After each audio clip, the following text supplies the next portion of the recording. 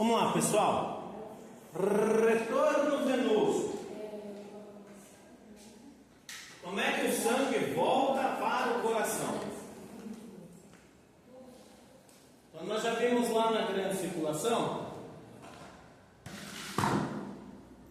que o sangue ele é bombeado, ele volta dos pulmões pelos átrios esquerdos.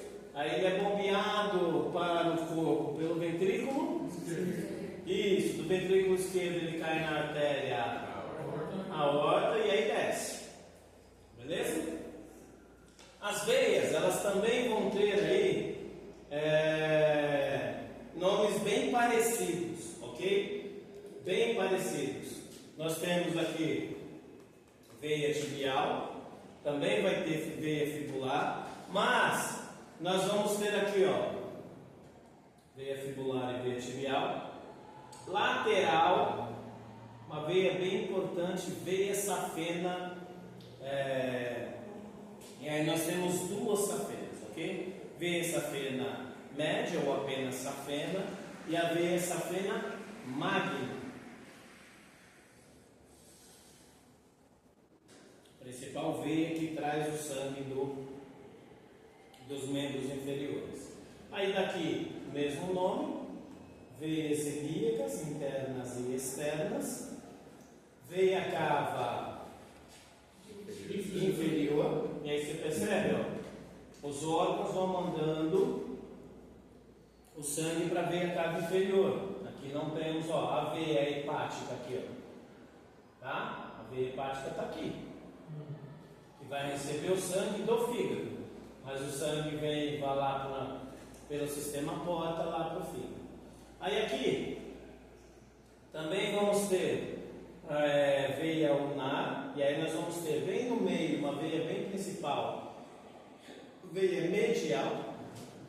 Então não é uma regra, mas dá para usar bastante. Para cada uma artéria que vai, duas veias são necessárias para trazer esse sangue de volta. Por quê? Porque a artéria, o sangue ele é empurrado, e a veia, o sangue ele é puxado. A artéria, a camada muscular da artéria, a capa muscular da artéria, que aqui está em branquinho, ela pode ser até 3 vezes maior do que a capa muscular das veias. Tá? Então aqui nós vamos ter o arco palmar igual, veia ulnar, bem lá no meio veia medial, aqui lateral veia radial, ok? Então veia ulnar, medial e radial, radial do osso do rádio. Aqui, pela junção das três, tem uma veia que ela é oblíqua, que é a veia que a maior parte das pessoas pegam sangue lá no hospital, veia cubital. E seguindo, para quem faz musculação, a veia que salta no bíceps, a veia basílica, tá? Vai veia subclave, veias jugulares internas e externas, e aí tanto as jugulares direita quanto esquerda, quanto a subclave direita e esquerda vão se juntar e formar a veia cava superior, veia cava superior, veia cava inferior, e aí vai trazer o sangue de volta para o lado direito, tudo bem? Não vou cobrar anatomia de vocês. A ideia não é isso. Se eu for cobrar anatomia, vou cobrar das veias cavas, das artérias coronarianas, das veias jugulares e artérias carótidas. E aí aqui a única diferença que eu posso cobrar de vocês é essa veia principal aqui, a veia safena. Mas é bem provável, no dia da aula do laboratório, eu digo para vocês, a gente também já aproveita e faz a revisão. Ok? Tudo bem? Aí o sangue foi bombeado. Desceu até o pé. Ótimo. Como é que ele volta? Então, nós já vimos o mecanismo capilar. Já entendemos o mecanismo capilar. E aí pelas grandes proteínas, mais as células do sangue, nós temos com uma sucção osmótica. Tá? Porque precisa entender osmose, vocês vão aprender isso lá. Quem ainda não aprendeu no colégio, vai revisar isso aí e vai ter que aprender isso aí lá na aula de bioquímica. Aí o sangue já caiu nas veias. Veias pequenas, que são as vênulas, depois ele vai para as veias maiores. Três mecanismos para fazer o sangue voltar para o coração. 3 mecanismos. Temos até um quarto, mas aí o quarto ele é antinatural no sentido de você tem que fazer o processo por si. O quarto seria colocar as pernas para cima. Tudo bem? Ou na parede, ou em cima de um travesseiro, ou sei lá como você vai colocar suas pernas para cima. Esses 3 primeiros, todos nós temos, independente do que a gente quiser fazer. Isso aqui já funciona naturalmente. O primeiro, vocês vão anotar como segundo coração. Segundo coração. Segundo coração. Então nós temos, o que é chamado nas pernas, lá nas panturrilhas, ele é chamado de segundo coração. E o segundo coração é exatamente isso aqui. As veias dos membros inferiores, ela tem essas válvulas. Qual que é o objetivo das válvulas? Porque o sangue, quando ele é puxado para cima, e aí eu já vou explicar, a gravidade tende a fazer o sangue descer, o que é o normal. O normal é o sangue descer. Por que ele não volta direto para o pé? Porque o sangue, as veias dos membros inferiores têm essas válvulas. Então o sangue dos membros inferiores ele vai subindo aos saltos. Ele vai subindo, andar por andar. E vai subindo e vai indo embora. Então, as veias dos membros inferiores são repletas destas estruturas. E ele vai subindo aos saltos. Ok? Tudo bem? Tudo bem aqui? Para que servem as válvulas venosas? Serve para reter o sangue para que ele não desça pela gravidade. E aí ele possa continuar o seu caminho em direção ao coração. Por isso nós temos vavá.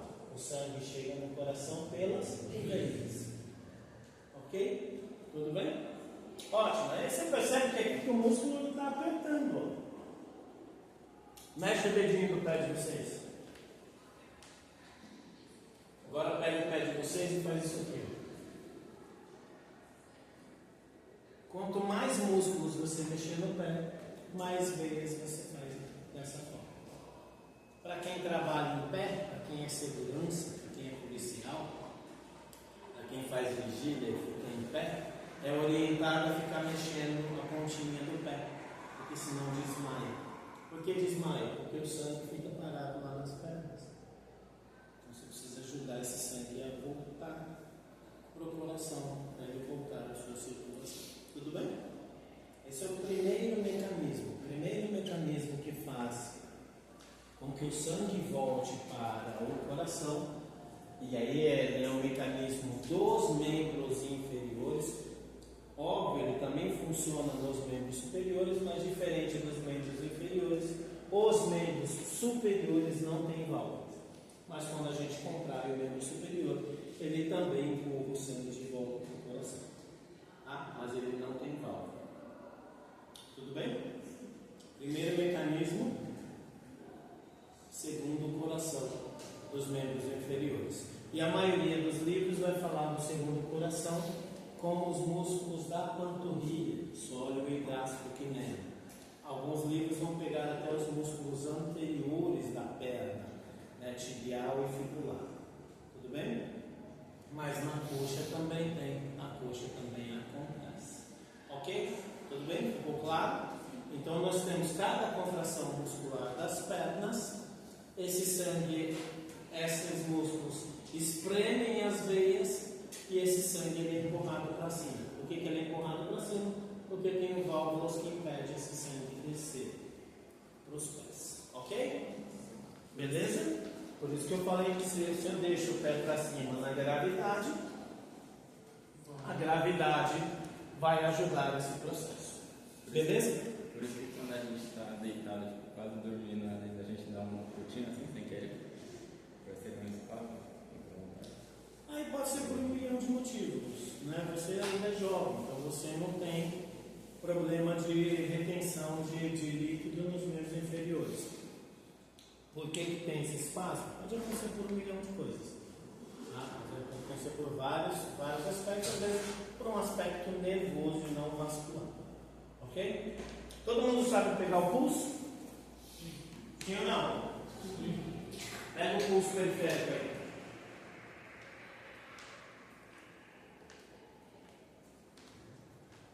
Pega o pulso periférico. Se acostume com a força do batimento.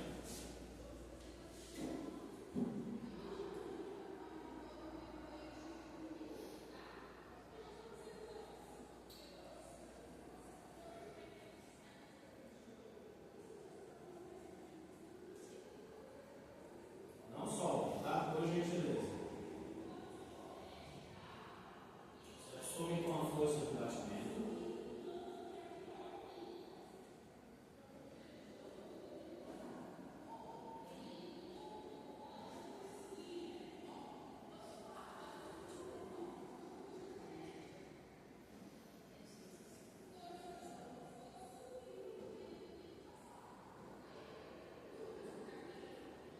Continue aí, por gentileza. Tá?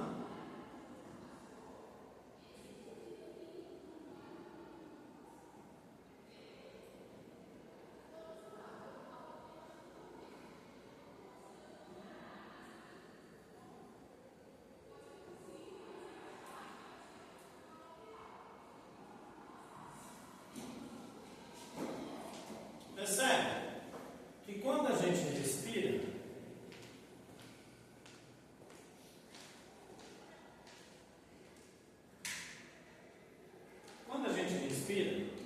a gente aumenta o tamanho do tórax e diminui o tamanho do abdômen. Ok? Então a gente aumenta o tamanho do tórax e diminui o tamanho do abdômen. Isso que acontece quando a gente respira.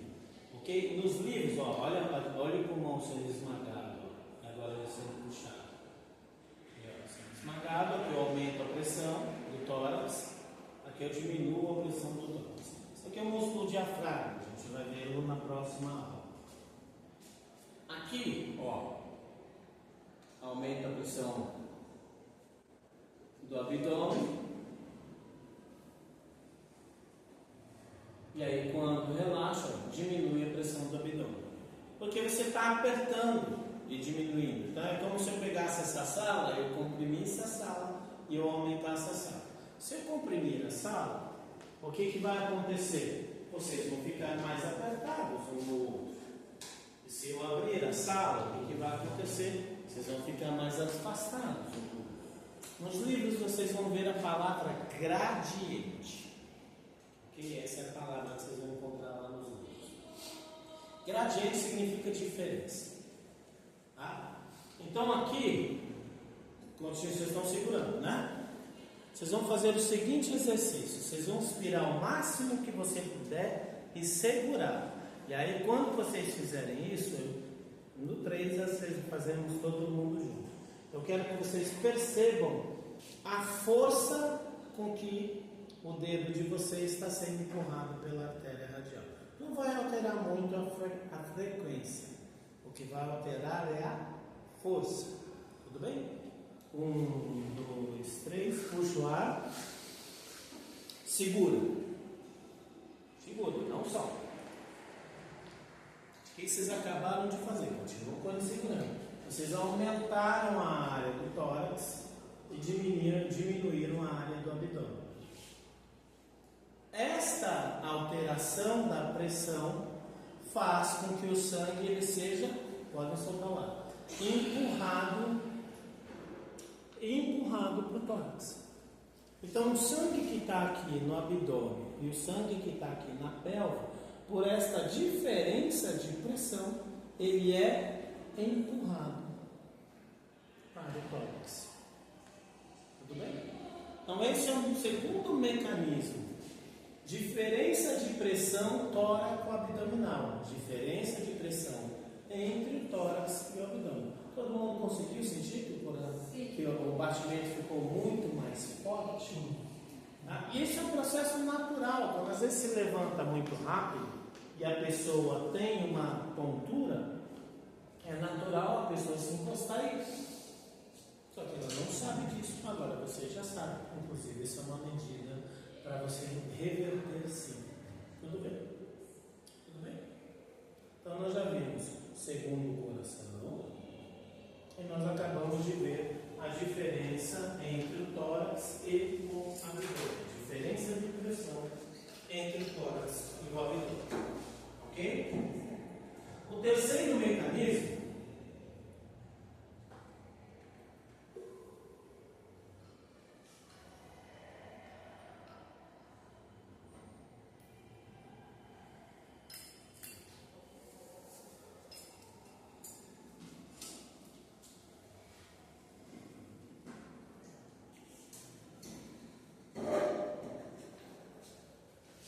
é esse aqui.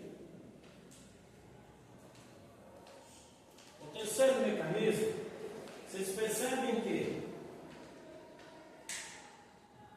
tem um determinado momento que os átrios se contraem. A contração do átrio não é tão forte, mas ela existe. Quando o átrio se contrai, esse sangue ele é mandado para o ventrículo, beleza? Ok? E aí, num breve momento, o átrio ele fica vazio. Nesta animação, quem fez a animação não entendia, fisiologia, você percebe que o átrio está com o sangue parado e ele vem empurrado lá de cima. Esse empurrado lá de cima e aqui de baixo, principalmente o de baixo, é a diferença de pressão, tudo bem? Só que no momento em que o átrio está fazendo isso aqui, é a mesma coisa de se eu pegar um squeeze ou uma garrafa qualquer, se eu apertar a garrafa e colocar ela dentro de um tanque, de um balde cheio de água e soltar, o que vai acontecer? Por quê? Porque ela está fazendo uma sucção. Tá? Este mecanismo de sucção que acontece da garrafa, ele é chamado de vácuo atrial. Tecnicamente não seria um vácuo, é apenas também uma diferença de pressão. Mas a literatura descreve como vácuo atrial. O que é o vácuo atrial? No momento em que os átrios se relaxam, eles voltam ao seu tamanho normal, eles puxam o sangue que está próximo. Tá? Óbvio, o mecanismo um pouco também pega dos ventrículos. Isso explica muito do porquê que uma pessoa que teve um infarto tem um edema pulmonar. Então, quais são os três mecanismos que nós vimos? Nós vimos para o sangue voltar das veias para o coração, nós vimos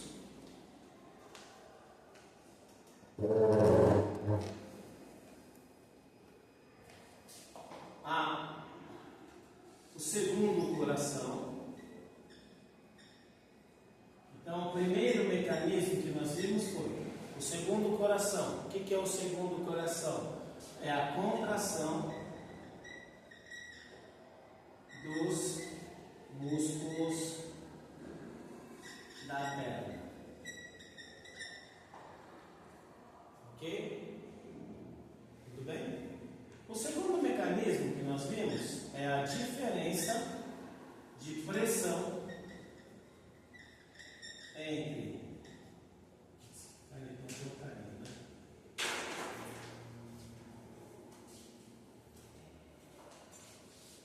a diferença de pressão entre o tórax e abdômen. Ok? Quem fica com a pressão menor? O tórax fica com uma pressão menor e o abdômen fica com uma pressão maior. Certo? O tórax menos, o abdômen mais. Tudo bem? Beleza? E o terceiro mecanismo que nós acabamos de ver é o vácuo atrial. Como o sangue volta para o coração? Pela associação destas três condições. Primeiro, os músculos da perna que se contraem. Bomba, segundo, o coração. Segundo, pela própria respiração. Que isso é o que mais faz acontecer. A gente respira, você pode ficar com a perna totalmente imóvel, mas a respiração não. E terceiro, pelo vácuo atrial. Este também sempre acontece. O primeiro pode até ser que não acontece. Os outros dois sempre acontecem. Tudo bem? E só para finalizar, pensando no volume de sangue, como vocês falaram antes da aula, antes do intervalo, decora da seguinte forma: qual que é o volume de sangue que uma pessoa tem circulando no seu corpo? Ok? Decora da seguinte forma: a cada 10 quilos, meio litro. A cada 10 quilos, meio litro. Tudo bem? Decora mais ou menos desta forma, tá? A cada 10 quilos, meio litro. Então, uma pessoa de 50 quilos vai ter aproximadamente 2,5 litros, de 2,5 litros a 3 litros, ok? A conta é um pouquinho mais complexa, porque uma pessoa de 50 quilos tem aproximadamente 3 litros, 3 litros e 200, ok? Mas quando você entende esta mecânica, você começa a entender a diferença de uma pessoa grande para uma pessoa pequena. Uma pessoa grande, eu tenho 100 quilos, eu peso 100 quilos. Se a cada 10 quilos, meio litro, 100 quilos, eu vou ter 5 litros de sangue. Eu peso 80 quilos, então você vai ter 4 litros de sangue. Eu peso 60 quilos, você vai ter aproximadamente 3 litros de sangue. Ok? Aí você sempre pode colocar uma margem, aí você põe a cada 10 quilos, meio litro, mais meio litro. Aí a conta fica bem próximo do certinho. Então, por exemplo, eu tenho 50 quilos, 50 vezes meio daria 2,5, mais meio, 3 litros. Eu tenho 100 quilos, eu tenho 50, 100 dividido por meio, 5 litros, mais meio, 5 litros e meio. Tá? A conta é mais rebuscada do que essa, mas quando a gente coloca a cada 10 quilos, meio litro, e aí chega na conta final, você acrescenta mais meio. Aí a gente entende o risco que se tem de uma pessoa. Quanto você pesa? 48?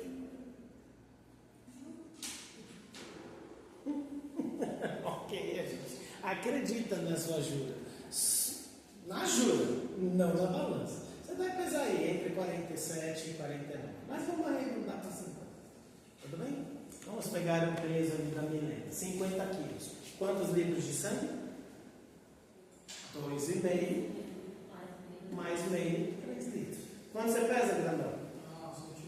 110. 110 quilos, né? Daria quanto? 110 dividido por meio, 6 mais meio, 6 litros e meio. Tá bom? Tudo bem? Eu peso 90, 4 litros e meio, mais meio, 5 litros. Tá? Então é uma conta bem ridícula de simples que resolve muito problema na prática. Por quê? Vou pegar o exemplo da Milena, com 3 litros. Ela teve uma hemorragia e perdeu 1,5 litro. E aí você pega o Renan, teve a mesma hemorragia e também perdeu 1,5 litro. Qual dos dois tem mais risco de morrer? Percebe? Que aí você começa a ver os corpos, as pessoas de acordo com os seus corpos. E aí muitas vezes vocês vão ouvir profissional de saúde experiente falando, cada caso é um caso. Eu lembro que quando eu comecei a estudar eu não entendia isso. Mas por que cada caso é um caso?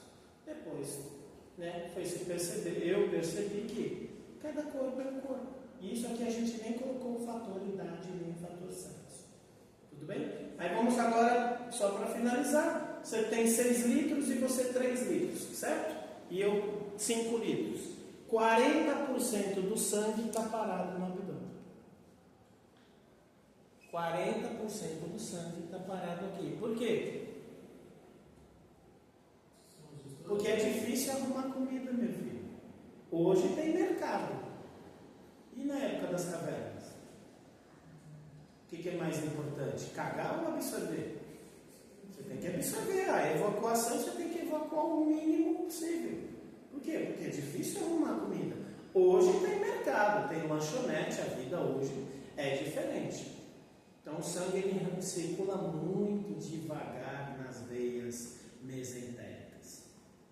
Para quê? Para absorver o máximo possível de água e de nutrientes.